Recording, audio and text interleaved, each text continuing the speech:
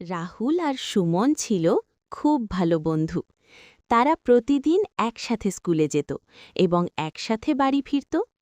সময়টা ছিল গ্রীষ্মকাল।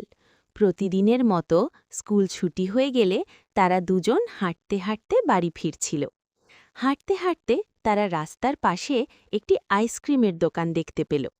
রাহুল বলল, সুমন, চল আইসক্রিম খাই, খুব ঠান্ডা ঠান্ডা লাগবে। সুমন একটু ভেবে বলল, এখন খুব গরম আর রাস্তায় দাঁড়িয়ে আইসক্রিম খেলে অসুখ হতে পারে। বাড়ি গিয়ে ঠান্ডা ফল খাওয়াই ভালো। কিন্তু রাহুল তার কথা শুনল না। সে জোর করে আইসক্রিম কিনে খেল। সুমন কিছু না বলে বাড়ি চলে গেল। বাড়ি গিয়ে সুমনের মা তাকে সুন্দর করে ধুয়ে মুছে ঠান্ডা ঠান্ডা তরমুজ আর আম খেতে দিলেন।